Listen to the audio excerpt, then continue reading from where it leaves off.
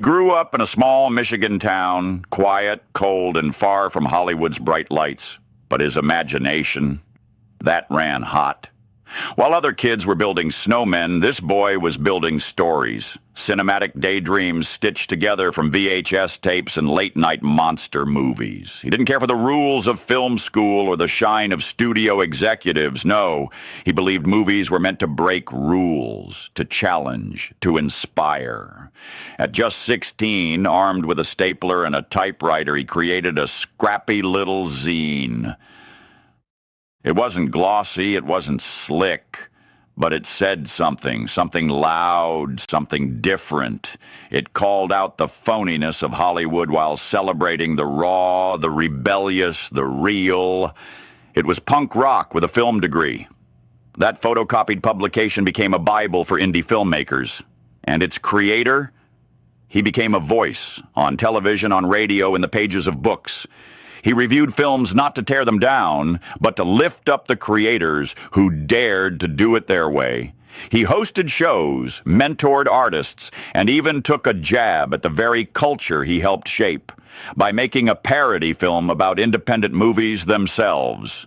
Years later, when the network that gave geeks a voice was shuttered and silenced, he turned the camera around and told that story too. He never asked for fame. He asked for honesty. He asked for art. And in doing so, he became a legend among misfits. And the kid with the zine, the rebel with the remote, his name is Chris Gore. And now you know the rest of the story. Paul Harvey. Good day.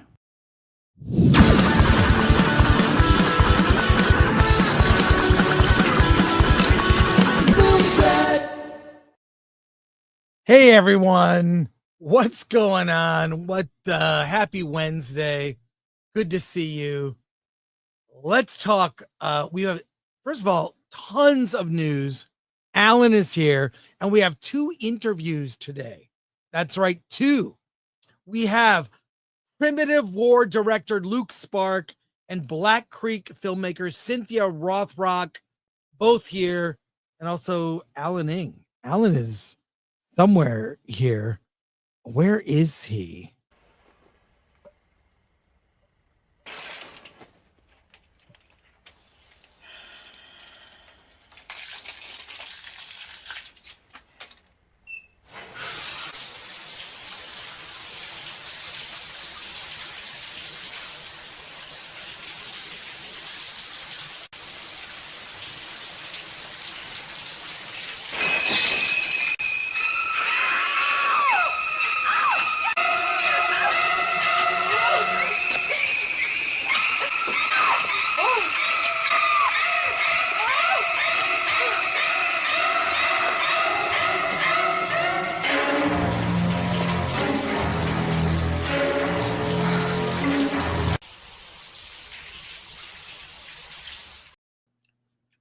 The best intro yet. Yeah, I know. Today is long clip day. Yeah, it might be. How's it going, man? Good. Yeah, just busy. Yes, I have a website to run. I noticed it's and school started again, so I gotta. Yeah, I noticed. Like, why are there so many cars on the street in front of my place? It's the line to drop off kids. Yes. I don't remember this. When I was a kid, I just walked to school. Now I sound like that old dude. Like, I walk 5 miles to school. Yeah. No, my parents would never drive me to school. The only time they would drive me to school is when it rained, and when I asked them, they said no. So I walked in the rain. Yeah, I did as well. But I had friends that were older, and so I just made friends with people who were older. And would ride, and I'd have to give every week gas money. Yeah. To help pay for the ride. It was well worth it. Absolutely. So, hey, let's see who's here today. All right. Wow. The screen got a lot smaller. ADLS24, Chris Gore, the voice of the artist in most need of a voice. How do I make this bigger? That's right. Something happened with StreamYard, and everything is a lot smaller. You should speak your internal monologue. Well, what am I supposed to do? I can't read these things. Correct the I can't problem? read these things. Is there a way to make it bigger? Okay. If I rub it, I guess. Jean Hu gifted 5 Film Threat memberships. Thank you, Sean Hu. Oh my God. Hold on. Let me find the actual. I'm gonna have to read it from the column here. Jimmy X Drummer for 50. Greetings from Poland. I just became a movie critic with my first official review on Film Threat. I want to thank you, Chris and Alan, for making it happen. I'm so moved and happy. Dreams do come true. Hey, Jimmy, that was you? I'm like, who's this Jimmy guy? Well, thank you. And appreciate that. That's awesome.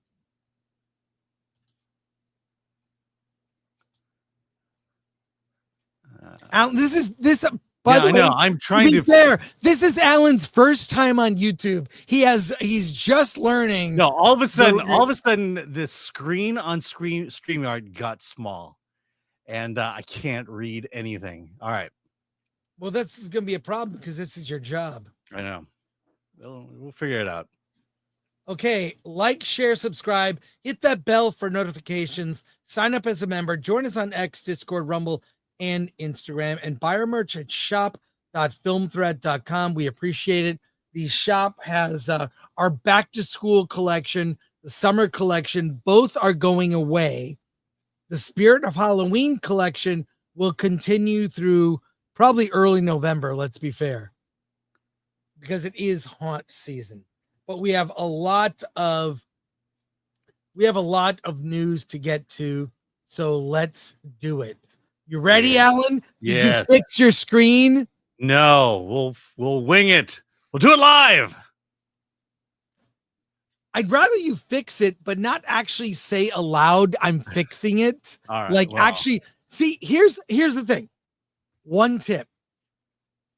Can you do 2 things at once? Like, talk to me about, say, The Roses, a movie you just reviewed on Film Threat, while you are changing the text size of a screen, and not talk about the text, talk about The Roses. Go. Okay. The Roses is a good movie. And we'll review it Friday. The text on it is small. And God damn it. Hold on, maybe this will work. All right, nothing's working. Okay. This is great. All right. Okay, did you fix it, Alan? Is it fixed? Nope. Is it fixed? Nope. No, I was distracted by talking. Well, what you can do is, are you on Chrome? No, I had to switch to yes, I am on Chrome. Okay, so go to the text size, zoom in a certain amount. You can make it bigger under Zoom. Why don't you do that? And I'll start going through the topics today, because it's a very busy show. And I'm annoyed only because it seemed to not get your screen prepared. Well, it was working. Okay, I think I fixed it. Awesome. Hey, Alan, you like lesbians. Isn't that true? Yes, I love lesbians. I love gay people. I love straight people. I love the binary and the non-binary. Well, lesbian space witches has become a thing, but there is a new movie coming out. I'm not sure if this is for kids or not. This is a public service announcement to let people know this exists. Lesbian Space Witches. I have not seen the trailer. I only got the press release. We will react to the trailer live right now. I've never seen this. 1 minute, 40 seconds of your time. Here we go. Kiki, I didn't exactly have girls knocking down my door before you did. You are my everything. You're dumped. I just thought dating a space princess would be more fun.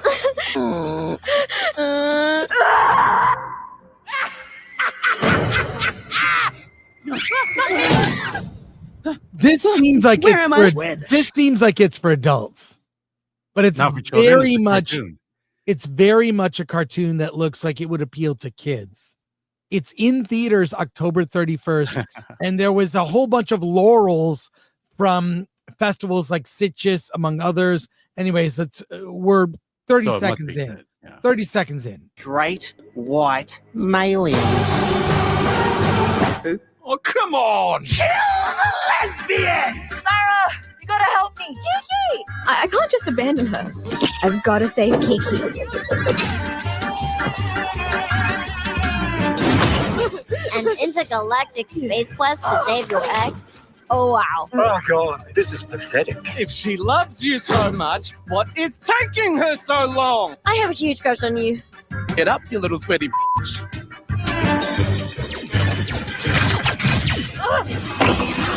Oh my god. Oh.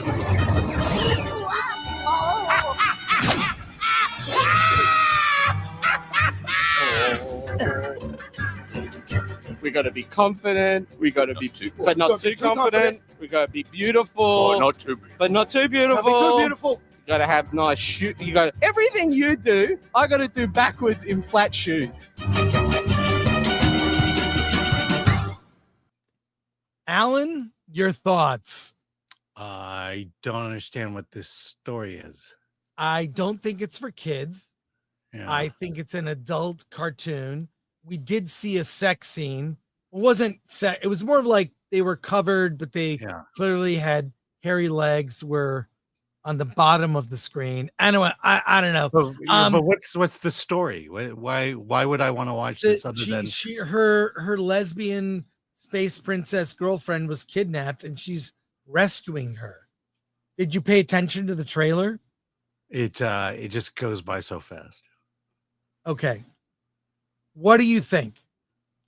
Not interested. Not my style of animation. It just seems like the trailer is just throwing out joke after joke after joke.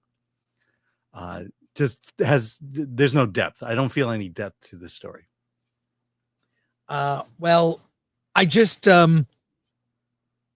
I guess if you're a parent and you see a cartoon, you assume it's for kids. This is clearly not for kids. Yeah, you can't do that anymore. You cannot. Even if it says Lightyear from Pixar, you can't. Hey, look, if you say this played festivals. I assume it's entertaining and it has a market. I'm probably not the market, but maybe be careful if you're going to accidentally walk in with your kids. Yeah. Remember that gay Batman movie that we were supposed to, it's kind of like that. It's just got to be gay. Not for everybody. Switching gears. Hey, Sisu, Road to Revenge is the sequel to the action film Sisu. It is a new story. We need to talk about this. I've seen the trailer. I assume you haven't. I've not. Okay. You got to see this, Alan. You got to see this. It is, it's epic. I don't want to ruin it. I want to see. The last trailer was not for you. I think you might enjoy this one. Take a look at Sisu, Road to Revenge. Absolutely over the top, awesome looking. Stephen Lang as the antagonist in this one. It looks great. I'm there day one. I will be there day one. That is awesome. I hate to say it, but it looks better than the first one.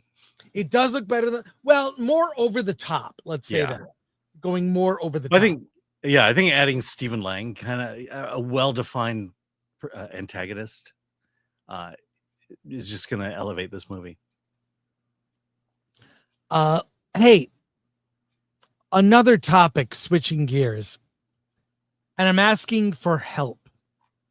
A friend who is a member of the WGA reached out to me and said, I can't believe the WGA is doing this. They are putting on a panel about specifically dealing with politics. Here's the panel. It took place yesterday, Tuesday, August 26th. Screenwriting Democracy. creating movies and shows on politics, media, and civil rights for our times. Alan, it's a Zoom panel. I would like to look at clips from this panel. And it says a panel of prestigious film and TV scribes discuss how their scripts on human rights and politics inform and inspire. And how we can use our gifts as storytellers, from drama to comedy across all genres, to preserve our freedoms now. This panel appears to be about injecting politics into entertainment. It goes through the list of people who are appearing on the panel, including people like Lawrence O'Donnell, Dan Gilroy, Winnie Holtzman, all kinds of shows. And I mean, Lawrence O'Donnell's a political commentator. Whether writing about politicians, media moguls, power of the press or protests, the persecution of immigrants, or prejudices faced because of gender, race, or religion, whether about movements that changed laws or acts of resistance that save lives. These stories exploring our common humanity are as important to tell now as they've ever been. In an era of encroaching autocracy. Really? Where is that happening? When are you saying this? When are you saying this? With our Constitution and rule of law under assault, it's all screenwriting hands on deck. I want to see this panel.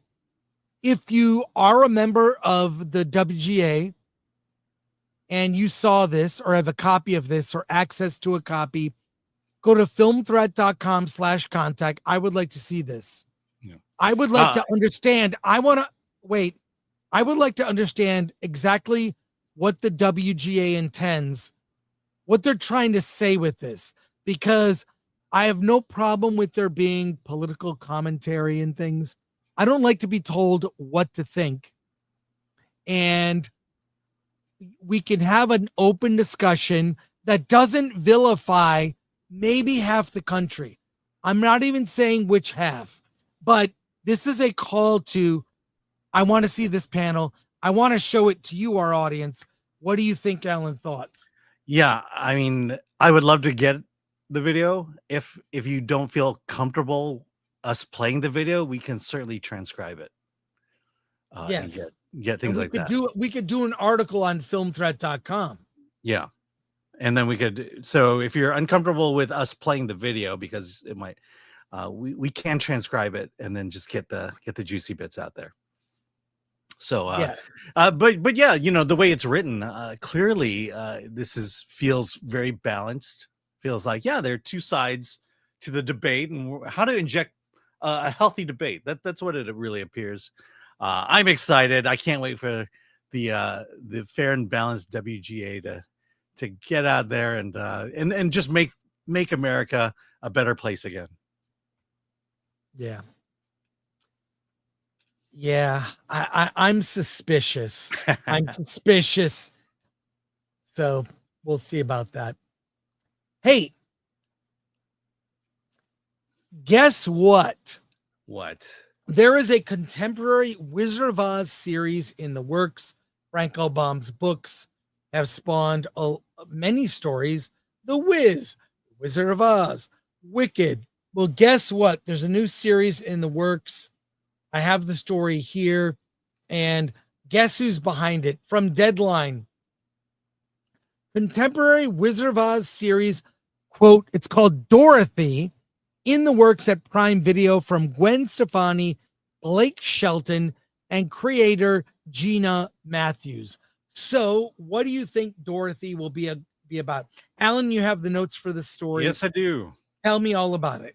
Well, Prime Video is developing Dorothy, a contemporary music-infused YA retelling of The Wizard of Oz from creator and producer Gina Matthews, 13 going on 30, and Isn't It Romantic? The series will reimagine L. Frank Baum's iconic story for modern audiences using the Yellow Brick Road as a metaphor for the challenges and choices facing today's young adults, Matthews said. The story reminds us of the qualities we need to get through hard times. And Dorothy is a symbol of strength who shows us that with a little kindness and a lot of grit, we can not only achieve great things, but also lift up those around us. The project boasts a star-studded executive producer lineup, including Gwen Stefani and Blake Shelton. Stefani praised the concept as a creative and modern take on a classic, and adding that being part of something like that that blends music, emotion, and the character Dorothy is inspiring to me. Shelton echoed the enthusiasm, saying, "I knew right away it was something Gwen would connect with. Her creativity and perspective are a natural fit for this project." Moran emphasized the team's strength, calling it a more exciting partnership as we reinvent this cherished IP, while Charbot predicted Dorothy would enchant a whole new generation of viewers. How is Gwen Stefani? Does she play Dorothy? No, I think she's a producer. She's a producer. Okay. Yeah, they have money. They have money, the two of them. All right. First of all, I hate the name.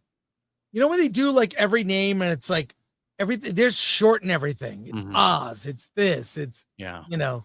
I have a great name for the series. What? The Rings of Oz. I think it's a terrible name, but I look, I'm not a huge fan of reimaginings of anything. I think we've milked things to death. Don't care about this at all. And I don't know. Based on how Rings of Power has gone, I can't see this doing, especially it's going to be modern and feminist. We already know that. What do you think, Alan? Well, I mean, technically, isn't just the fact that Dorothy is the star, and I mean, hasn't it been that way from the movie where she's kind of the the lead protagonist, kind of girl bossy thing? But at the same time, look, it's not like this hasn't happened before, and all to disastrous results. Look, I don't. Is Gwen Stefani and Blake Shelton, are they? I don't know. I think we have a reason to be pessimistic. I can't point to anything specific about this trio that tells me it's going to go full woke. Who knows? It may be just exactly what they're offering it to be, but we have reason to be skeptical, and I think we have the right to be skeptical going into this. Yeah, I think Wicked, which started as a novel, was evolved. The novel was the source for the Broadway play, which is one of the great Broadway musicals of all time, which then evolved into the movie. And I think the first part of that movie is generally well liked. Yeah. It was nails vetted. the musical. It was vetted. I don't know what the source material is other than the books and the movie. And Dorothy's not really a character in Wicked. Not yet. Not yet, but about to be. Yeah. So we'll see how that goes. Before we get to your comments, we have a few more news stories. And then we're going to get to our review of Peacemaker. We might get to Alien Earth and Dexter too. It's a big show today, and we have 2 interviews. So strap in. Disney is already using AI in every one of their businesses. I have a clip from CNBC. Let me share a screen. Let me share a screen here. Here we go. CNBC. Let me play this clip. We'll see if they're not like 700 ads before it. But who is not surprised about this? This is the least surprising thing ever. But let's see what Bob Iger has to say. And there'll be some. Mint is still $15 a month for premium wireless. So let's not use clips from websites. Find this clip on YouTube, and we will show that instead of this ad from Ryan Reynolds, which will end in 14 seconds now. So I'd love to show you the clip, but I can't right now because I'm being fed an ad that I have no interest in soliciting, but I'll turn the audio on once it's over. Second. Interview, but AI, when I hear that, obviously you're dealing with and navigating that as well. I think there were some reports you were at the White House recently because you're obviously trying to protect your own IP while you obviously move into this future. Was there a meeting at the White House about this? And if so, what were you discussing? We did have a meeting at the White House with the president's AI team, and we were largely talking about issues related to intellectual property protection. But we also made a point of saying that Disney believes that AI will be an important part of our future. We're already using AI in every one of our businesses. See? And we believe that it will, over time, become an important part or important component of how our company operates. But it's also critical that as we migrate into a new world when it comes to technology, that we continue to respect the creative community, and also that we continue to be mindful of the impact it could have on our intellectual property, which is essentially the core of our company and what we do and who we are. So they're going to be suing a lot of people over their IP, is what he just admitted. I'm not surprised. These are small cases that will lead to, we're going to see animated movies where they're getting rid of their Burbank studio. They'll be using AI. Your thoughts about that, Alan? Yeah, two things. They are going to use AI as much as they can to save money, to reduce the bottom line. 100%. Even and they're going to do it without any values, any morals, any moral guidance at all. They're just going to do it. Second thing they're going to do is they're going to sue the hell out of anybody who uses AI with their intellectual property. So it's kind of this really fun teeter-totter we're going to see Disney do. We're going to see people get fired, and we're going to see creators get sued. I can't wait. I can't wait to see how this all happens.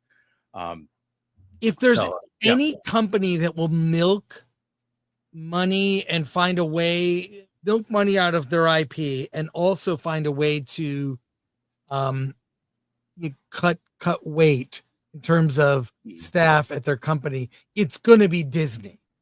It's going to be Disney. They will be the first one, and people will be loud and they'll protest. Then they'll see the movie, and it's going to happen. I mean, Disney, when it comes to almost any financial decision, is cold. Yeah, they're driven by one axiom only, and that's cut costs, spend less, don't use people if you don't have to. Oh, get ready, ready. And these live action movies, get ready. Yeah, you're gonna see. We as an audience, we're an unnecessary evil. If they could replace us with AI, they will do it. Yeah. Let's see. Why does Disney become more and more evil the more we talk about it? It's in their nature. Yeah. So, okay, I see your comments. Let's go to them. But one last thing here, really quick. Denzel Washington doesn't watch his own movies. What? First of all, who doesn't love Denzel Washington? Apparently not Denzel Washington.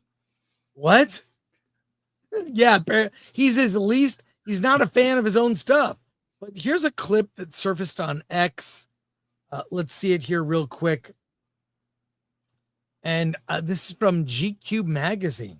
Let's go. Do you have any dolly shots of this guy that you admire? I don't watch movies, man. I really don't. I'm just gonna be honest with you. I don't watch movies, man. I don't go to the movies. I don't watch movies. Is it because you make them? Probably. I'm tired of movies, man. Yeah. How many films have you made? Too many. So we got to go to IMDb. I think 50. 50. Do you have any dolly shots of this guy that you admire? I don't watch movies. It's repeating. Anyways, not surprised. First of all, love his honesty. Love his honesty, but not surprised. Not surprised. That's on the press tour for what the new Spike Lee movie. Yeah, highest to lowest. Yeah. Alan, what do you think? I think it's a double-edged sword. I admire Denzel Washington as a person and as an actor. At the same time, we're the people who consume his stuff. You would think, if he wants us to watch his stuff, you would think he'd want to watch his stuff too. Yeah, it's a weird thing. But at the same time, you just get that sense of I'm an actor. I'm doing my job. I did it. I'm getting paid, and I'm going home. And that's as far as the commitment he seems like a blue collar guy where he just goes to work. I've got my lunch pail. I'm going to do the job. I'll do a great job. And then I'm going home and I'm living my life. But he won't do the very thing that gets him the next job, which is see his movie and watch it. Exactly. Well, you know what? Much respect. Hey, let's go to your comments and then we'll get to our main topic for today. All right. Here we go. Daniel Lopez. Hey, for $4.99. Hey, Chris, Alan and Chris, could you react to David's audition tape? Just proves James Gunn was the wrong director and writer for a Superman movie. I don't know about the audition tape. I do know we did react to James Gunn directed David Cornsweet. They had a disagreement on set. I don't know what clip you're talking about. You can post it. Yeah, I think I believe there's a video of the audition. We have too much planned for the show today. We won't get to it, but send it and on a future show. We barely covered Superman when it came out. We did review it, but we barely covered that movie, so I'm not aware of that clip. Yeah, because we spent too much time on The Acolyte to get to Superman. We covered a lot of movies, and we did cover Superman when it came out. Just there was not a lot of other stuff to say about that film. All right. Let's see. Here we go. Razorburn for 2. Any news on the Dragon Con meetup? Can't wait. You know what? I have so many panels. I don't know when I have time for a meetup.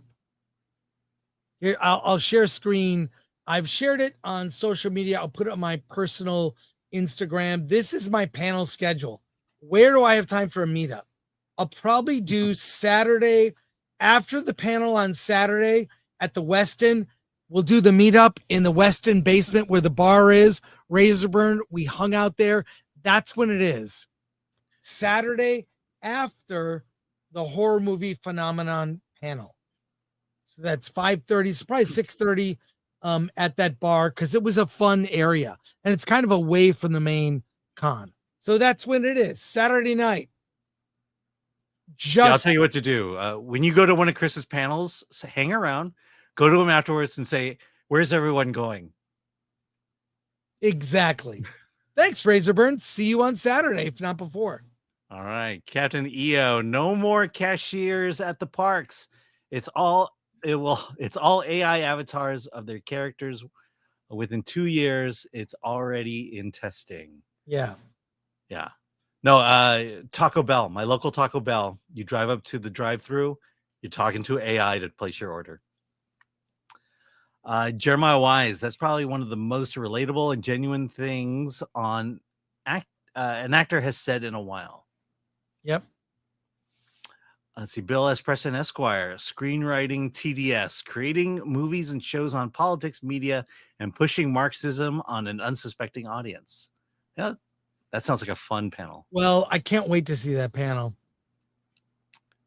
Okay, Geek Truth 64 member for 28 months.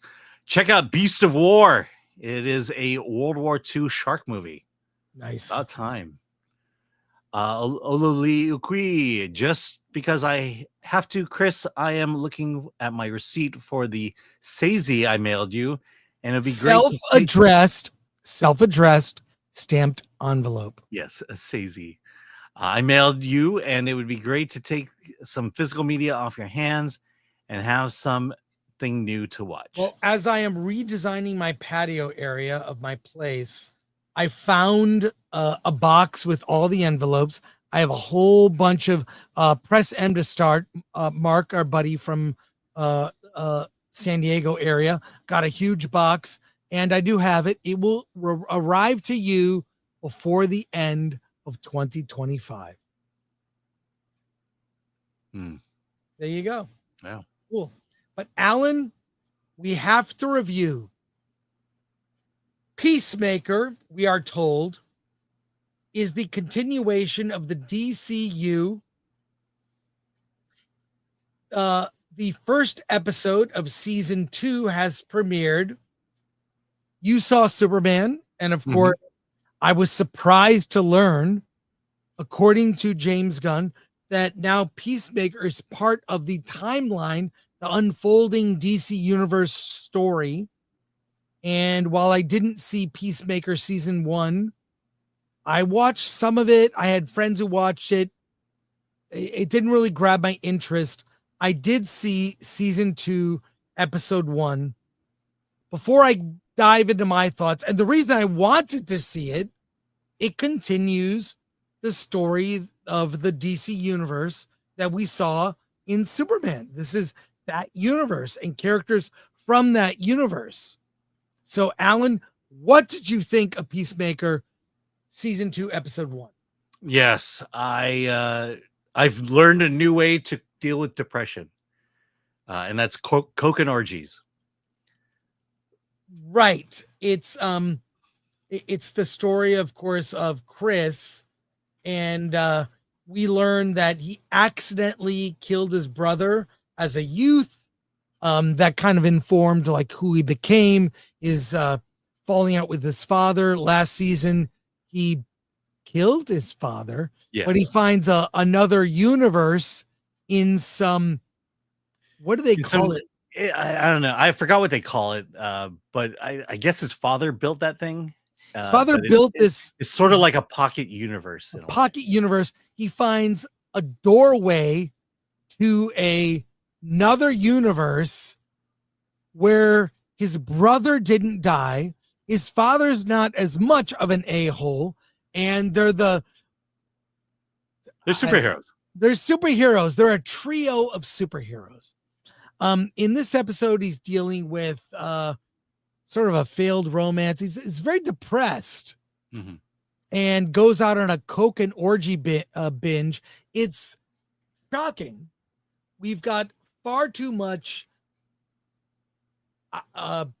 nudity in the scenes that I thought was completely unnecessary. What do you think about that scene, Alan? What do I think about that scene? I mean, really less nudity in that scene. If you're gonna have an orgy, why not have more nudity in it? I mean, look, we already have the boys, but this is what bugs me about this whole thing. I'm not going to nitpick every story point, and I'm kind of being dropped in the middle, which I caught up very quickly. Okay, because I saw Suicide Squad, also directed by GUNN, so I know some of these characters. Okay. So there we go. I just really didn't like it. I'll tell you why. It's very nihilistic.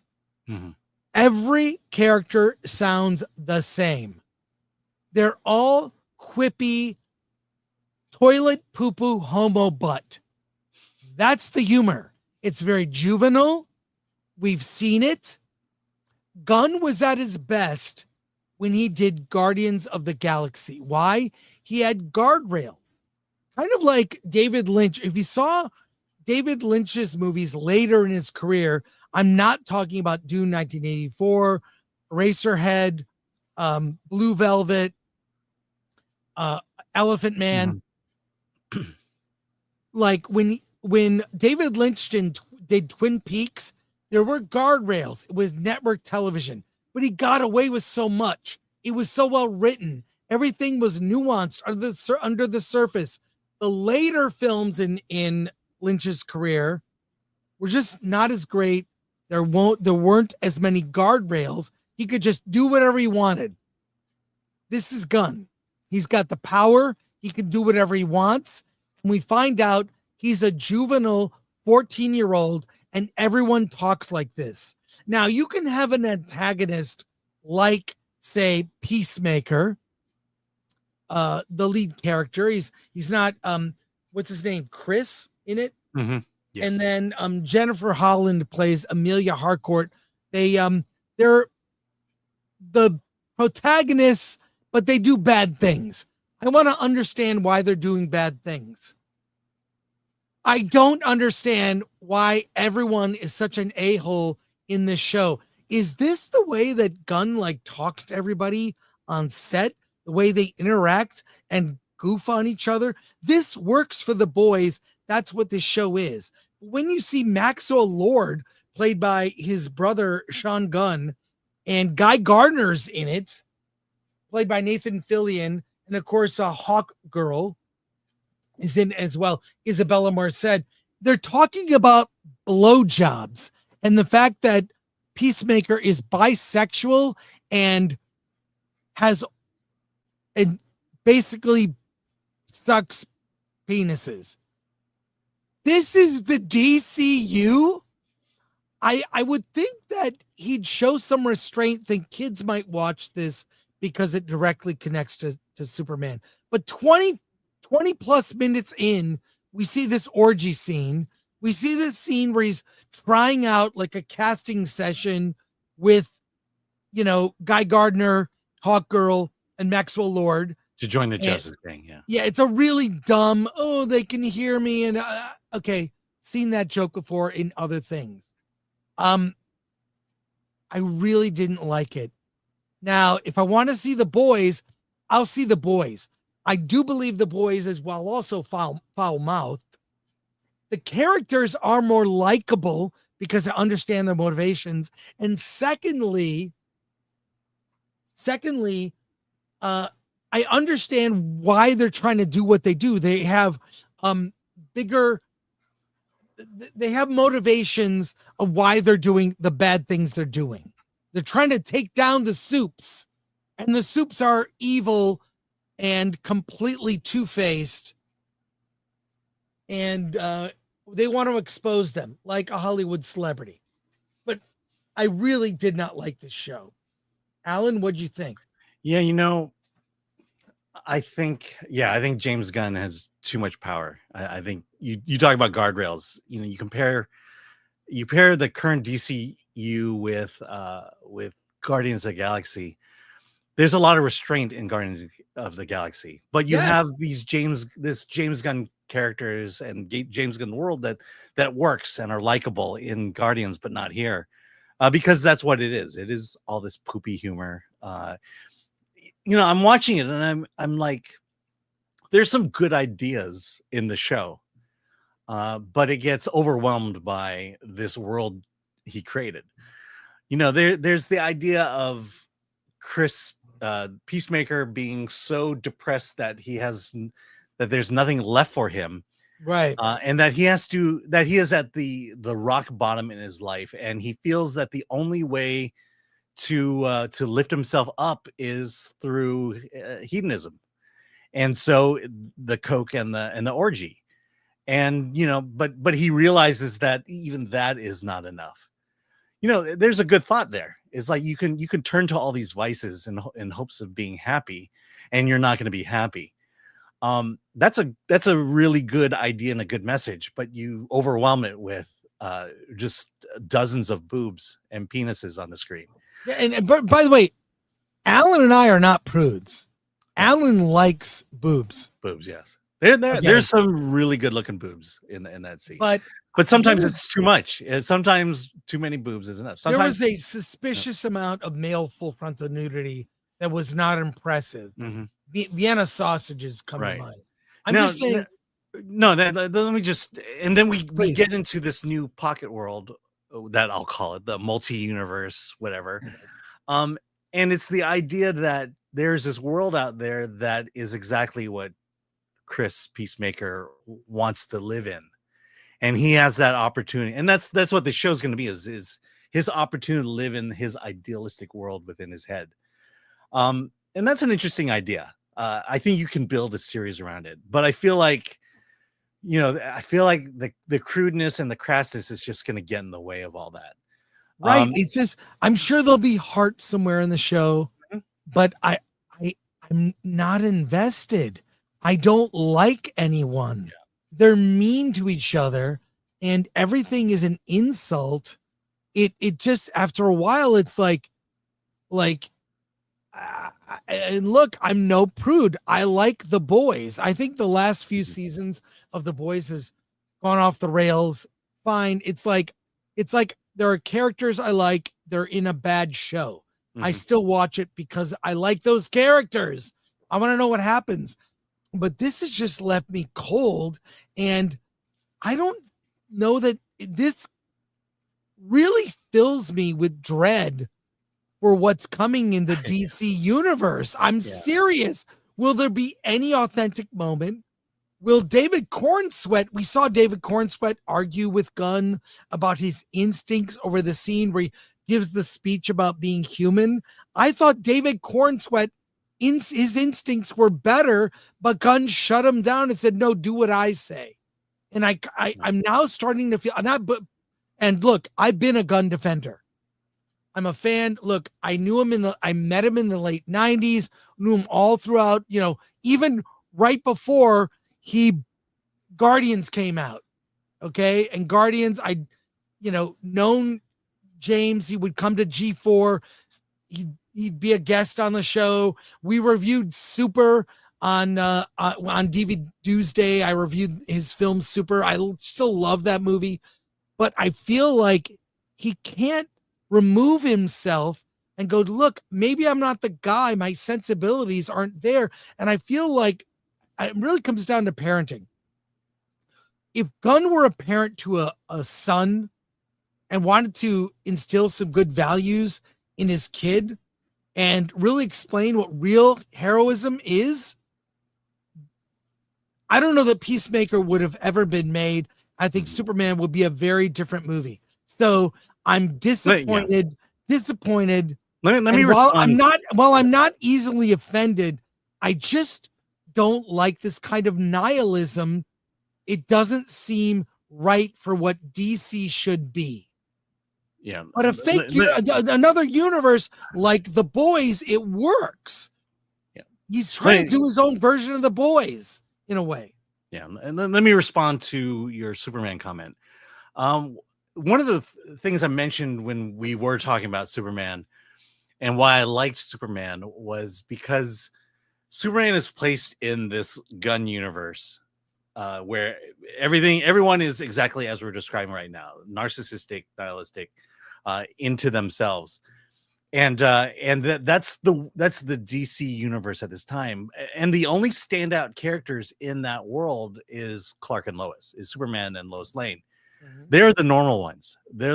Superman is the only person in this world that sees himself as, sees his powers as something that he has to use for those in need.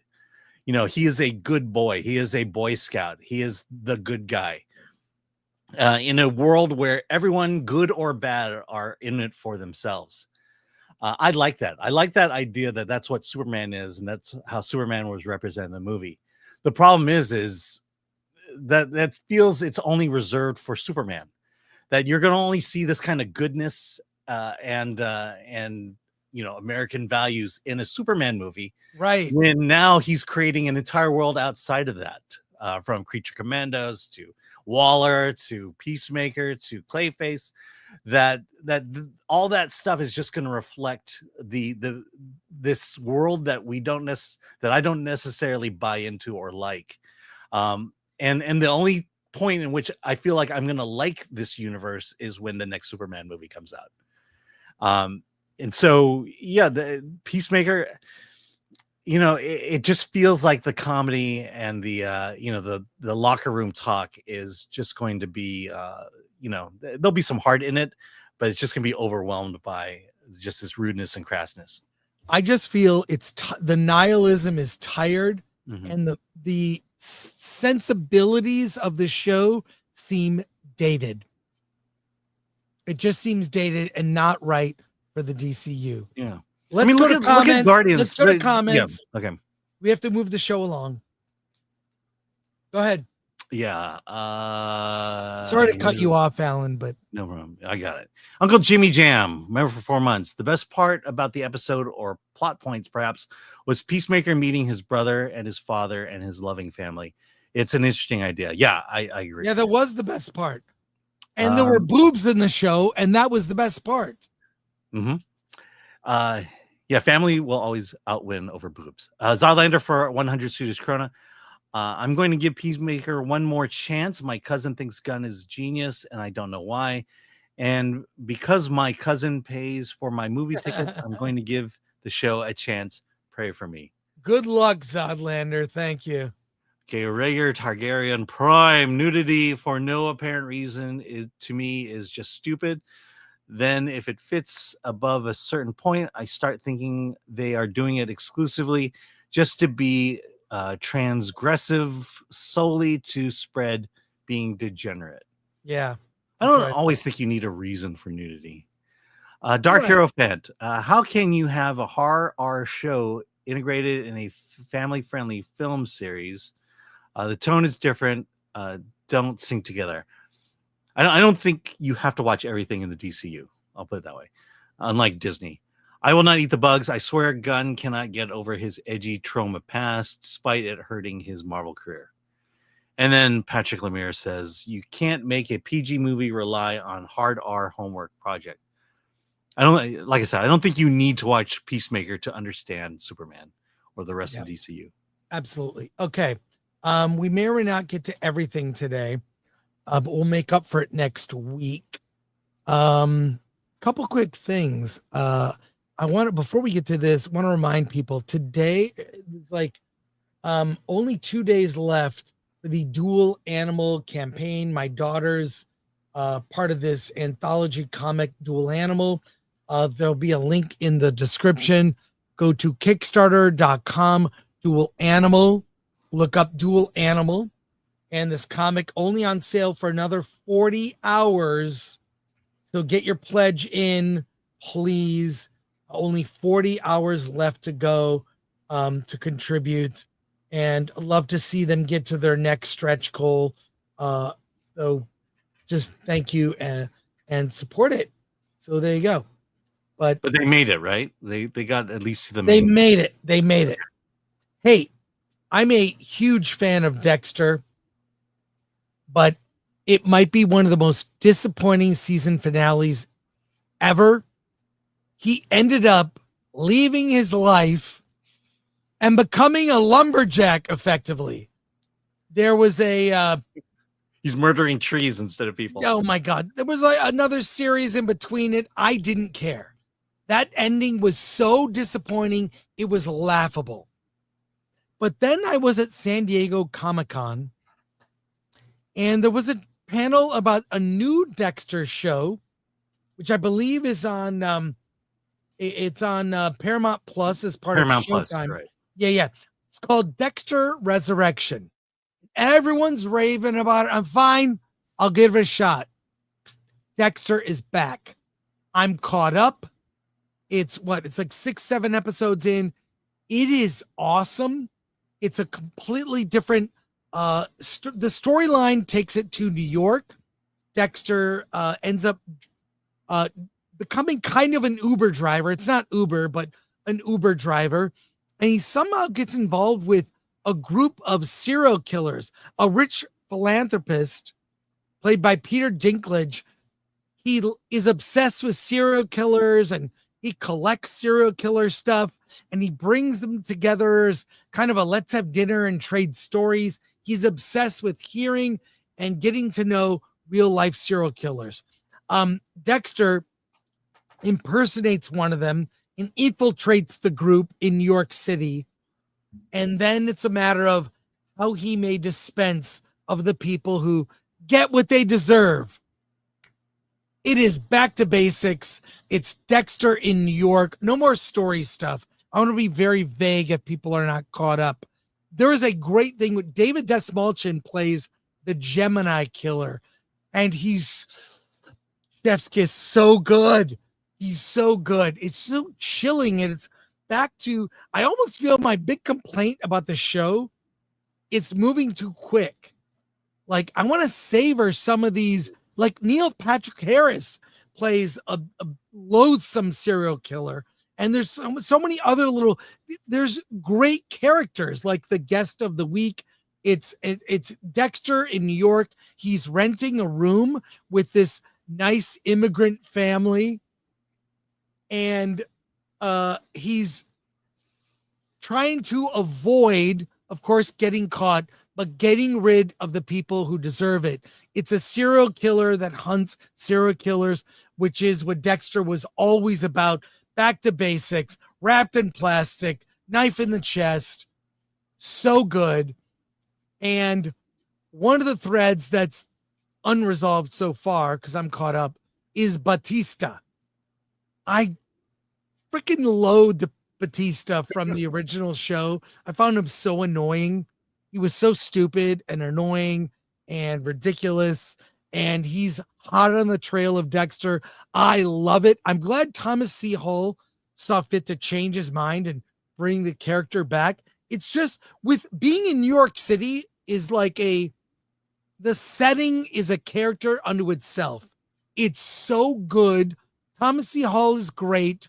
There's another thread where his son is working as a bellboy at a swanky How old is his hotel. son? How old is his son in the show? What is he, like 18? He maybe wants to go to school to study, and Dexter does not want his son following in his footsteps. I'm being I'm keeping it. Yeah. What I'm saying is watch Dexter. He's back. It's good.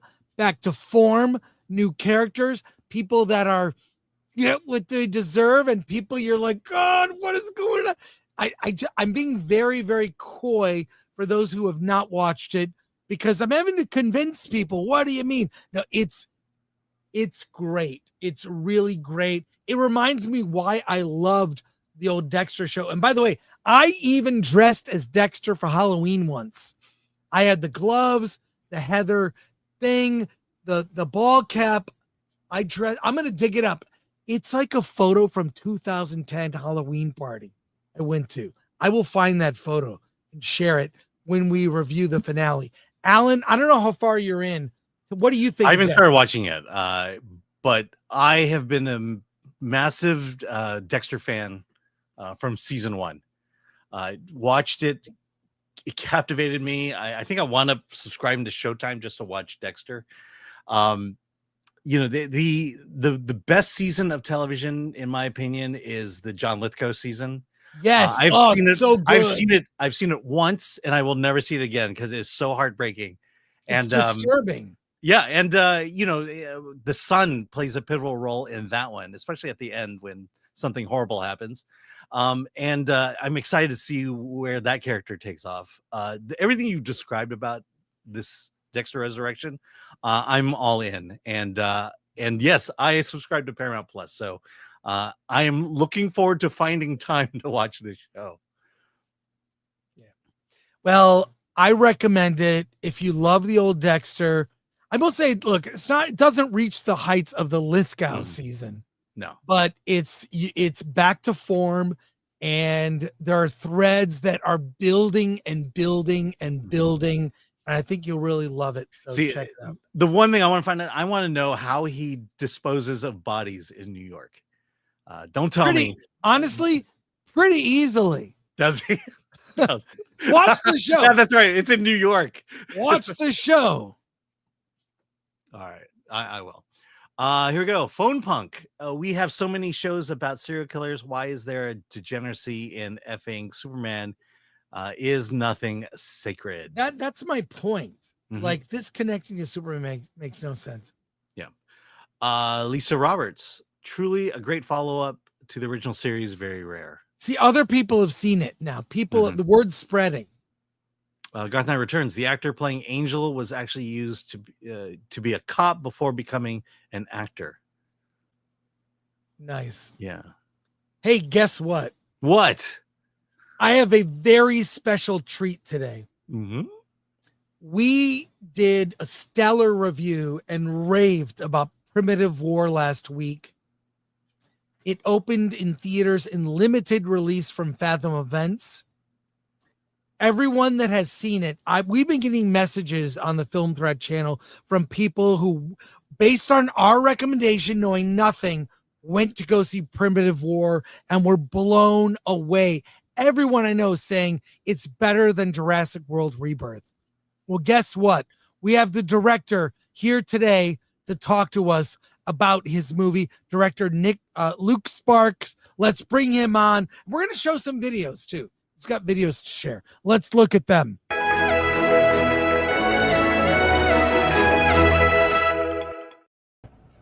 Hey, Luke. Good to see you here. Oh, man. So great to talk to you. I know I spoke to you at the premiere. It's so great to talk to a director at the premiere where the movie's actually good. The movie's really good and lives up. That's the dream, right? That's what you'd hope. Love it. But look, I've been singing the praises of the film. I know that Gary at Neurotic saw it. Drinker saw it. They've all liked it. Now there was I'm going to have a lot of questions, and then we'll go to questions from our audience. The budget for this is reported to be $7 million. Accurate? Close? Yeah, I don't know whether. I mean, look, I didn't put it up on the internet. Look, I would say it's close. It's close. So let's not play Price is Right, higher or lower. I don't care. It's under 100 million. It's under 100. How you pull this off for under, like, for an amount that's like a Godzilla -1 is insane. How did this project come together? Yeah, I mean, even Godzilla -1, I think, had a reported of like 20 million US. And 65 with Adam Driver, another dinosaur movie. I think that was like 70 US. So yeah, I mean, we're way under all those guys. How did it come about? Look, I'm a big nerd. I told you that when I saw you in person. I watch your channel all the time. I watch lots of different channels across the internet whenever I can about films because I just love them so much. And I grew up in the 80s and the 90s, and I feel like this movie sort of harkens back to that era a little bit, and it was done on purpose. How this came about is because I'm a dinosaur lover. I wanted to find another project, and I just happened to come across, just literally scrolling through social media, a comic book cover from Primitive War comic that the author was doing of a Utah raptor jumping at a soldier in Vietnam, and I was like, the little kid inside me who played with G.I. Joes and action figures and all that kind of stuff growing up with Jurassic Park, just because of what is this, and I have to find out more about it. I bought the book. I read it. I could really see the through line of how I could adapt it. Obviously, book adaptations are hard because it's like 2-hour movie versus 400 pages. I just went for it. Wrote to the author, and we just made it happen. But I shopped it around Hollywood as you always do. This is my seventh. This is my 7th film, and I shopped around. And the feedback was, literally like, you can't do this. You're not Steven Spielberg. Why bother? And I came back from LA last year from another premiere, a movie I made with Sam Neill, actually, from Jurassic. And I just said, look, let's just do it ourselves. Let's just do it. And we did. Hey, for people that haven't seen the trailer, let's share that with them right now. Sure. Here we go.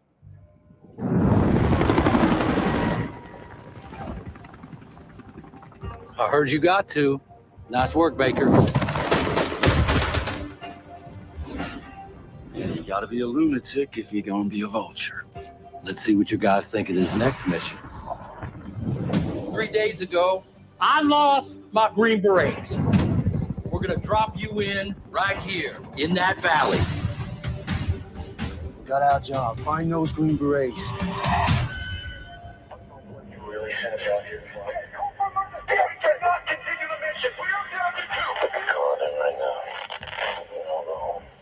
You've got one piece of the puzzle. That's all. I'm making my way up position. One female Russian survivor. If you're out there, just take to the perimeter.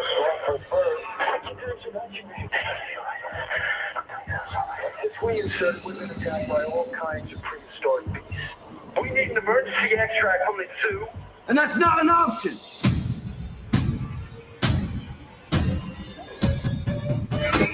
You want to take nightmare?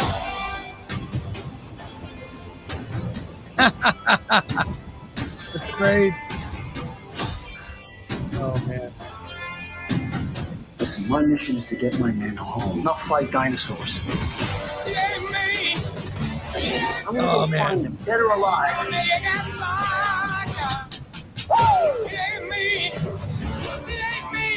People survive an hour. Your mission dies. Better get fueled up and get ready.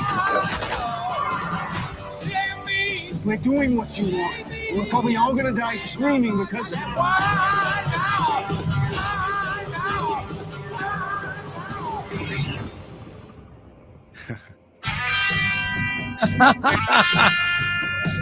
talk about that screaming and time bit.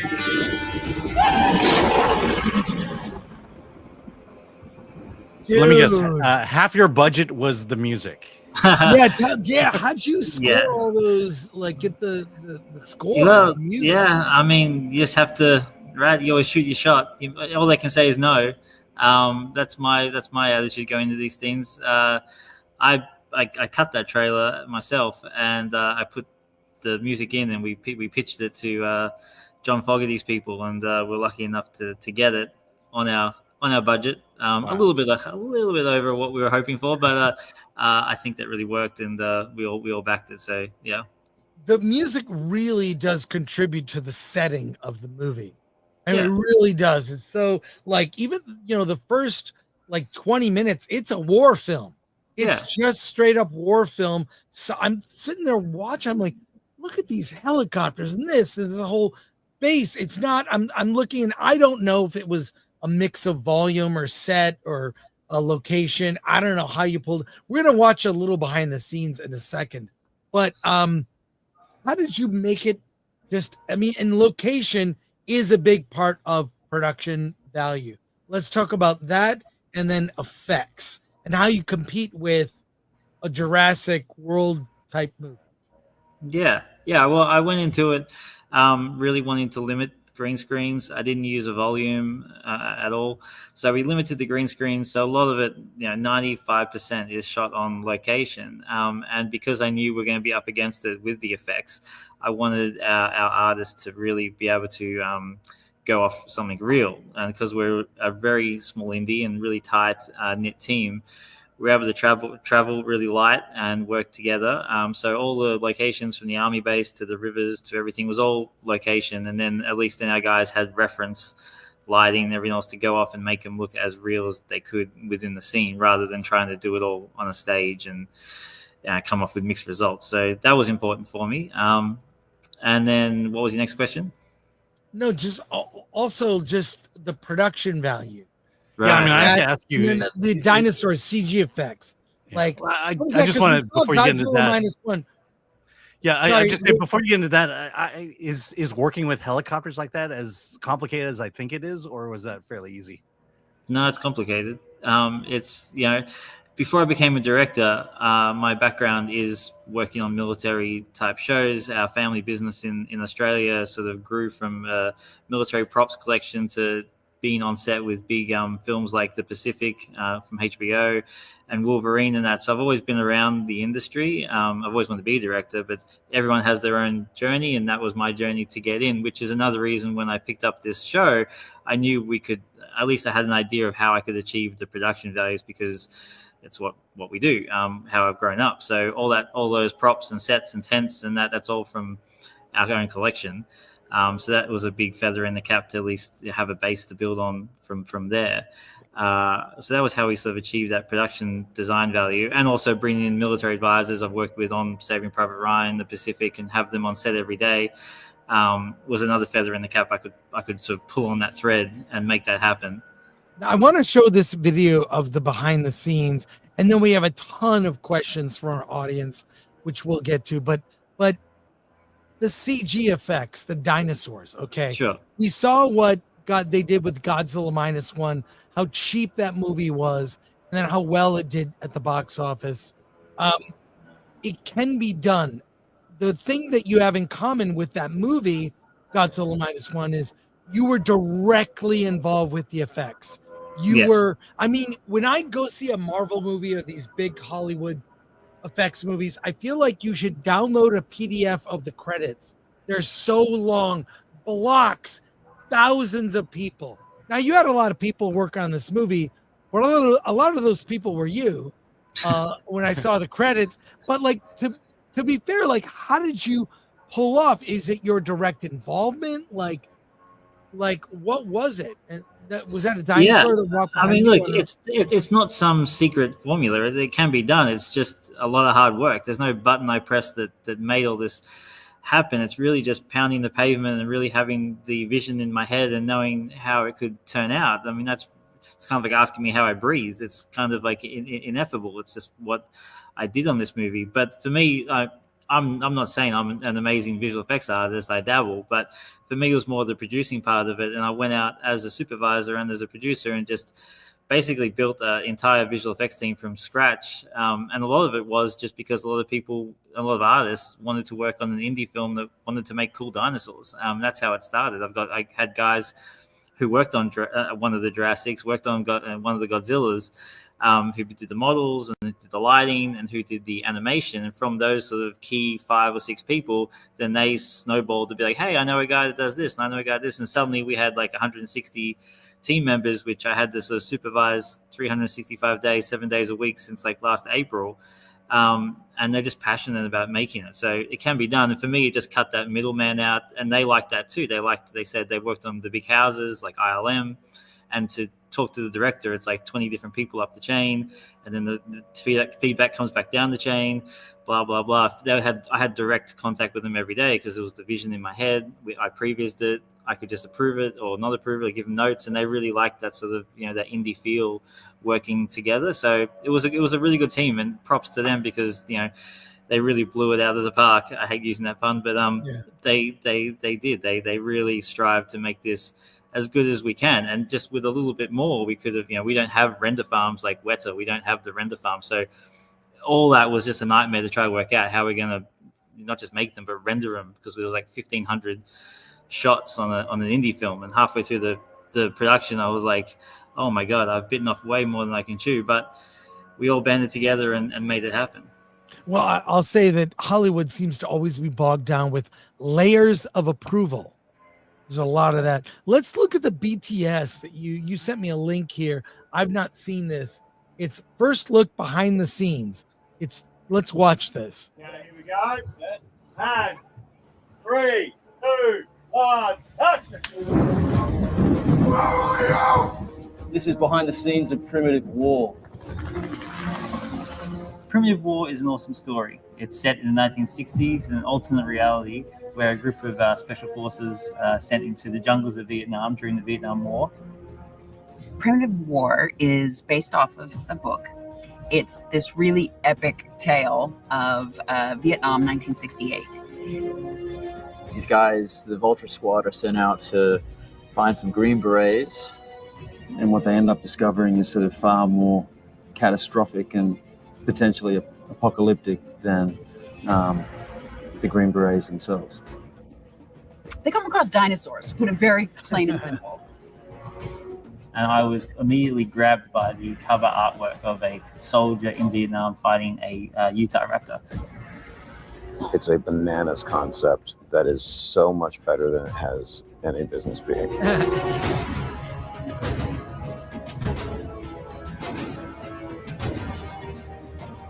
I found filming pretty damn amazing. Filming has been incredible. It's one of the best experiences I've had as an actor on set. Yeah, it's a very interesting project and something that's very exciting to work on as an actor. And I really think that the universe provided us an amazing cast for this movie. As bloody and as gory as this movie has been, it's been a wonderful sense of camaraderie. It's been a really, really fun experience, and something that I take very, very seriously to make sure that I'm giving the audience what they want.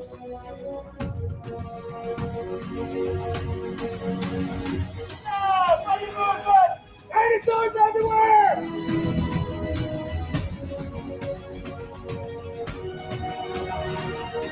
Yeah, wild. Wild, wild, wild. Soldiers in Vietnam. I gotta ask, where did you shoot? We shot this in Australia. I'm an Australian, so we shot this on the Gold Coast near Brisbane in the hinterland there, and provided a pretty good double as Vietnam. And I've filmed there many times in many different movies throughout my career, so I sort of had an idea when I was writing the script. I'm like, we could go to that lot for that scene and go to this lot. So I have it on my head when I'm sort of packaging this together. Let's finish watching. Encountering dinosaurs. that hasn't really been done. There's guts, blood, dinosaurs. But with a lot of heart about people, coming to their primal instincts to survive.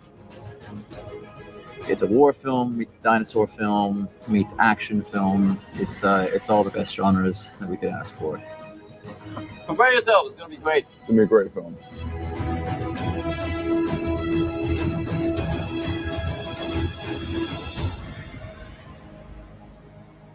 Damn. Yeah. Nice. Yeah, we released that last year when we were starting to build up the awareness of it. So yeah. Yeah, I got to ask you, your relationship with how did Fathom Events get involved? Did they come to you? Did you go to them? So I kept pitching this movie all the way up until earlier this year, and people were just like, I don't know if it's going to work. Like, I think Hollywood had no idea how to take this movie. It didn't fit in any box. So when I just decided to say, screw it, and let's release our teaser trailer online. And it got like 1 million views in 24 hours and continued to keep getting views. Then there was some interest, still not much. And Fathom came to me, and they were really excited. They're a great bunch of guys over there, very, very excited about it. And at the time, that's kind of like what I had on offer to get it out there. Since coming out, lots of offers. Lots of people now interested in sequels and spin-offs, and I've had meetings with comic book people and everything else. So, yeah, it's very, very interesting. Are you going to make a movie for a major studio now? Because what you could do with very little money, I mean, are you talking? I'm talking. I'm still in LA since meeting you. I've had meetings back to back with lots of studios around town. Obviously, I can't say too much. But yeah, I mean, look, that would be good. I don't know. You know what I mean? Like, I don't know. I'd like to experience it. I'd like to go and do one and see how it all operates and what it means for my control and everything else. So who knows? I guess I'll say who knows. Sorry to interrupt, but the funny part is every meeting I've had around town, everyone's like, man, this industry is so on the rocks and it's so hard. You should just do what you do. Continue making independent films. You're doing the George Lucas thing. You should just do it. And I'm like, well, I'm coming to you guys to say, let's make movies. And you're saying it's a very weird time, very weird marketplace. Yeah, that's weird. Not surprising to hear that. Yeah. Just, but I'd like to see what you could do with, actual budget. You could do with nothing. When you could do that, that's really shows something. But also, no matter, if you get big, all this with the studios, you still have to come back here. Of course. Film Thread and I'm always going to be watching Film Thread. I'm always going to be watching Film Thread. That's great. Well, we have a lot of people watching now. Let's go to questions right here. All right, from Zodlander for 50 Swedish krona. Is Primitive War available somewhere in Sweden? I want to watch it, but where? That's the question that we keep getting every day from people. It's look, the feedback from the fans has been like amazing, and I kind of I hope for the best, but it's been really, really good, and thank you to you guys for really helping as well. So to answer that question from Zodlander, yes, I'm literally, again, I pitched it out to people. I wanted to go worldwide straight away.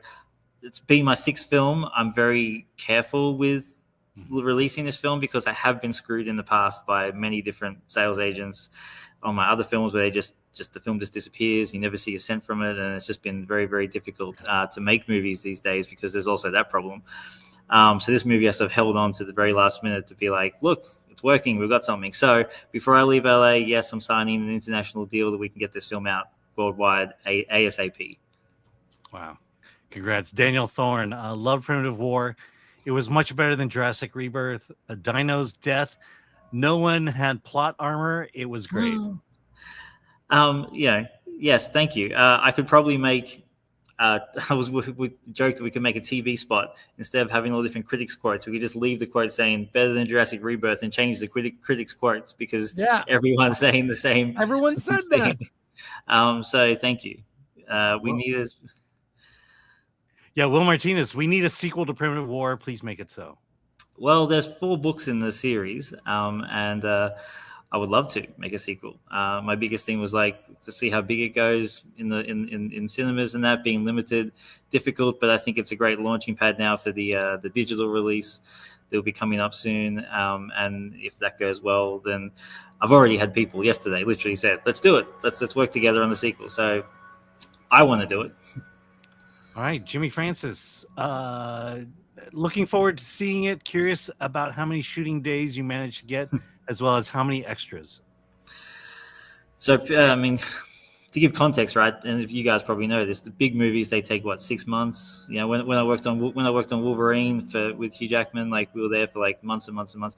I shot this entire movie in 25 days. Insane. It's insane. Like for people in the know, that's insane for the size of the scope of this movie. And that was just, again, having the vision, having the really scheduled lockdown, and just really having it dialed in with the cast. Because I said to him, look, I'm wearing 9 different hats. I'm the production designer. I'm the visual effects guys. I'm editing. Let's work together early on. Let's get the characters dialed in. I'll give you guys a long leash, and I'll come in when I need to, but I'll be looking at everything else in this movie. So props to everyone on that. So 25 days. And all the extras, I think what the biggest day we had was like 100 extras. Christopher Moonlight Productions. Of course, this interview would start when I get on the road. Please ask Mr. Sparke about how indie filmmakers should think about creating great effects on a budget. Look, again, there's no special formula. I would suggest trying to cut out the middleman. I tried to do the right way. Early on in my career, you go to a post house, you get a visual effects company, and obviously I have no qualms about how they operate. It works for the big shows, but if you're an indie and you're trying to save the money, really try to learn the craft. Even if you don't know the craft, try to learn the optics of it yourself, and just try to reach out. There's heaps of places on the internet these days that can give you good visual effects people if you're looking for them, and then just you have to work with them, and at least you're just directly dealing with that person and working one-on-one. So yeah, it's a tough one to answer. All right. From St. Solomon. Wow, what a guess. Greetings, Sir Luke. I enjoyed the movie. Any advice for beginning filmmakers? My advice is always the same. I've given this throughout my career. It's get on a film set. Just get on any film set, even if you're coffee running all the way to PAing to working in the art department or whatever. I mean, that's how I did it. Because it's the best film school you could ever be in, because you learn on the job, and you can't really teach producing. It's not really an ineffable thing to teach. And filmmaking, you can, obviously there's schools in that, but being on set is the best, because you get to and learn on the set. I've been on huge sets where people have either sort of checked out or they don't really care even what they do, and there's been people in different departments where I'm like, do you care about this? They're like, nah, whatever, and I do. So I'm always like, hey, I was on the Pacific and I just got talking to the DP and we just became good friends, and I was always asking him lenses and that, and just talking to him, and it's just an amazing thing to be on a film set with good people. All right. A.D. Ellis asks, it was great to see friend of the show Jeremy Piven being cast in your film. What does his extensive acting background offer to his character / production? Yeah, we've interviewed Jeremy before on the show. Oh, great. He's great. Yeah. Jeremy's great. I obviously am a huge fan of Entourage. I'm a huge fan of all these shows that I've cast people in, because I cast people I want to work with, Battlestar Galactica and whatnot. But yeah, Jeremy brought all that experience in. He's got so many credits. Like, it's amazing how many shows he's in, and you don't sometimes realize. And you go, oh yeah, he's in Black Hawk Down. He's in Rush Hour. Even there's small roles that steal the scene. So he brought all that, and at least because we're shooting so fast, I was able to with him say, look, you've come from TV, Entourage. Let's just get your scenes. Let's just roll, and we're just going to keep rolling, and we'll do a rolling reset, and we'll do them like 3 or 4 times. And then he was getting into it, and coming out with these great one-liners and riffing with the cast and that, and then that's how we kind of got through things like that. But you can't do that if you don't have that experience. Mm-hmm. All right, Patrick Lemire, how is the food on a $7 million shoot? Yeah, I usually joke that's probably how much they spend on Jurassic Park's catering. Look, the food's good, right? Australians get stuck into it and make it happen. So, we had good food. We didn't have lobsters or steaks that I've worked on some shows that had, which I was like blown away with, but not this one. But definitely some good food. And eating out in the jungles was interesting. I would imagine barrels of Vegemite. Barrels of Vegemite. ADL is 24 at a runtime of 13 minutes. That is a respectable length for an indie action film. Was there anything you shot that had been cut, or anything you were unable to shoot that you wish you had got for the film? No, I actually, like part of me, like I tried to trim it as much as I could. And I got to the point where I'm like, it probably is still a little long, but you get to that point in the story where you've woven everything together. If I cut one scene, the threads sort of start unraveling, and I'm happy with the cut that we did. But for an indie film on that budget and that scale, we actually shot a lot. And I got the visual effects done so early that suddenly there's all these scenes being already rendered and done, and I was like, whoops, we're probably a little long. But the big sign above my computer was, don't cut the dinosaurs. So no action scenes got cut. But there was little character moments here and there that I did have to nick and tuck and trim. It's the first film I've ever directed that I walked away going, I'm happy. I think I got everything, which is, if you know me, pretty rare, because usually I'm pretty hard on myself. But little nicks and tucks, but no actual scenes that just went. Sounds like a tight script and preparation is the key here. Yeah. Well, the script was only 90 pages, and usually you go a minute a page. And then the problem with me is I write these awesome action scenes that are very much like one-line paragraph, because I don't want the producers to think it's massive. And then I get on set and I'm like, all right, now we go in slow-mo with 100 raptors. And everyone's like, this line just says they fight dinosaurs. I'm like, yeah. Trust me, in my head. So it got blown out a bit. All right, and last question. I will not eat the bugs. Hey, Luke, congrats on the film, cast, and soundtrack. It is a clever mix of genres. Would you ever be interested in doing something similar within a different genre in the future? Yes. So my thing with this film, I've said for the last couple of weeks, is I think there's like a cohort of people, especially, even like me, my age, who grew up with Jurassic and loved that film. I love the first Jurassic Park. It made me want to become a director when I saw it. I was 9 years old. But now they're my age, in their 40s or whatever, and they kind of wanted that franchise to mature with them, but it hasn't, and it probably won't for certain reasons we all probably know. And this kind of fills that, just like any business, right? If there's a gap in the market, it can fill that gap, and I feel like that's what this movie is and does. My biggest franchise I love in the world is Star Wars, right? So I would love to do what I just said about people maybe not maturing with them, or maybe they've gone away from that franchise. I'd love to make a sci-fi film using the same sort of system as that. Make a sci-fi film for my age group, primitive war fans, and go sort of a bit more adult and a bit more military. And that's kind of what I'm pitching at the moment around town as well. So, do you think you're shot maybe doing look, if I ran a studio, you'd be doing Jurassic World Rebirth or whatever they call it. Like, give a pitch, like something, because that series is tired. I feel like it's like we talked about plot armor came up earlier. Like, no characters had plot armor. Like, characters died I did not expect. It was brutal, and it's R-rated, and like you said, the Jurassic series hasn't aged with the audience, right? So I don't know. Let's put it out there. I love the Jurassic films. I'm not trying to say anything against them. I do as well. But like, you'd think there'd be like, this one is not for kids. This is R-rated. No, although I stopped by Hollywood City Walk, AMC City Walk on the weekend, and gave out free posters as like a little unexpected thing. And there was surprisingly a lot of 10-year-olds up in the audience with their dads, and they came out afterwards and they're like, we loved it, I loved it. And I'm like, all right, cool. Like, it's not for you. I'm not suggesting you go see it, but it's awesome that you have and you like it. To answer the other question, sure, I could pitch Jurassic Park. I'd rather make Primitive War 2, to be honest. Well, congratulations on the film. It's in theaters. I'm sure, like everything in the world, it will eventually come to VOD, but support indie cinema. Mm-hmm. See it in a theater. Another question here. Oh, yeah. Sorry, Jason Alan. Webster. I enjoyed Primitive for 5 Australian. I enjoyed Primitive War, solid and entertaining. I recommend the film to Luke Sparke, cast and crew.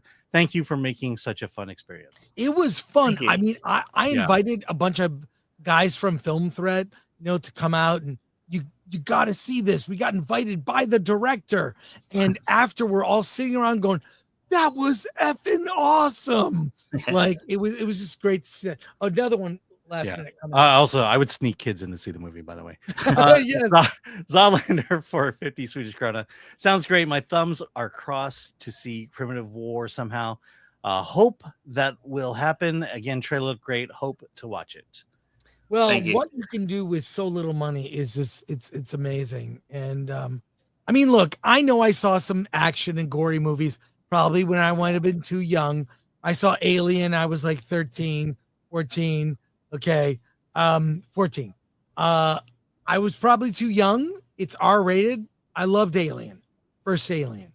But like, so I do think teenagers can handle it. Yeah. But 100%. yeah. So look, Luke, I hope you don't stop listening to us. No. Don't be a stranger. Go see Primitive War in a theater and see it somehow. Luke, anything else you'd like to say here? No, I think you said it all. Like, yeah, I thank you for the support and thank you for anyone listening who has seen it. And if you haven't seen it, like Chris just said, try to go see it. I know it's amazing feedback because not only are people saying they love it, but we're just inundated with people who just can't see it because it just didn't get out that far. And my managers have said, what would have it looked like if we could have had like a full release? I think it could have been like a fun, a fun movie for everyone to go see, and maybe would have made a dent in the box office. But it's Hollywood's hard, right? So it's we'll see what happens. I kind of think it might be the Terrifier franchise. Terrifier 1 a little bit. By the time number 2 came, there's already a launch pad, and I think Fathom wanted pre-sales in this movie because that's kind of their model. Lots of pre-sales, but it's hard when you're buying tickets to a Spider-Man or a 30th anniversary of Teenage Mutant Ninja Turtles. It's one thing because that franchise. I think a lot of people, I said, they're going to want to wait and see. They're going to wait and see what this movie's like because it could go either way. Luckily, I was proven right, but it just kind of happened too late. So yeah, please get out and support it if you can, and hopefully the launch pad for the sequel will be a lot more buzz around it. All right, Luke, thank you so much. We'll chat soon. Congrats again. I'm so glad the movie lived up to the hype. Yeah, I know, right? That's the biggest thing, right? It just does. Yes. All right. Thanks, Take care. Chris. Good to meet you, Alan. Good to meet you too. Thanks. See ya. Bye.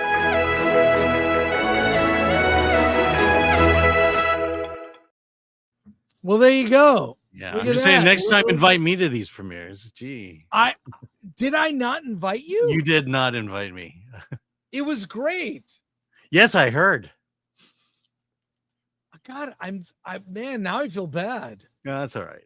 I saw it. I got to see it anyways. I don't mind paying. You got to see it. I don't You mind got to paying to support indie films in theaters. So. Yeah. And I have to apologize. I screwed up. Our second interview is next week. It's a week from today. It's okay. I'm not the only one that makes mistakes on this show. I know. Look, Lori's great. I'll just say that. What do you mean? I'm goofing around. I'm goofing around. Hey, we could do like another. You know what? We're gonna save these news stories for the future because we got a lot going on. I am going to Dragon Con. So this is your last chance. Dragon Con schedule. Look it up. We're doing a meetup on Saturday night, August 30th at the Westin Hotel after the public domain horror movie phenomenon. That's when we're doing the film threat meetup at Dragon Con. It'll be at 6:30 or 7 p.m. in the basement bar of the Westin Hotel, where I'm doing 900 panels. And then also last chance, reminding people to please support my daughter's campaign for the Dual Animal Anthology Comic Volume 1. Go to Kickstarter.com and look up Google or just type in Dual Animal. It's a comic book. Look at it. It just boosted. I just saw it. Hey, thank you. Thank you. Yeah. Appreciate that, folks. It's there. We'll see if they make their stretch goals. That's great. So I'm leaving at 4 a.m. on a plane. Yeah, that's For what I did for DC, and I can't wait to see what you wear for DragCon. Dragon Con. Oh, okay. Dragon Con. And we have to say thanks to Ahmad Lord Thoth. Thank you to Atomic Lori and Glenuccio. And thanks, Alan. Yeah, thank you for adjusting the font size so you can read. No, that didn't happen, but I found workarounds. There was another way. There was another way. Yeah. You know what? Life is the way. Life finds a way. Yeah. So there you go. There's so many songs about film threat. And what's on the other side?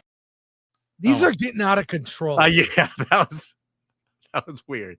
These are getting out of control. There's a rumor that the Chupacabra has joined forces with the Chinese Yakuza to kidnap Alan. I hope he's okay because I lent him my nunchucks. So Chris, if you see him, tell him I'll need those back. Yakuza is Japanese, by the way, and not Chinese. Okay, well, all I can say is I'll see you at Dragon Con. We are doing a live show on Friday. We have movies to review. We're doing it early. We're doing it early, and it'll be a shorter show because it's Labor Day weekend. I'm also at Dragon Con, so the show is earlier. Check the time. It'll be early. It'll be fine for me, but super early for you and Lori, Alan. Yeah, super early. Thanks. Super early. Cool. But right. Either way, I'm sure what you wear will be appropriate for Dragon Con and DragCon. All right. Okay. All right, Alan. What do you say? And Alan, do you have anything to say? Yeah, let's get out of here.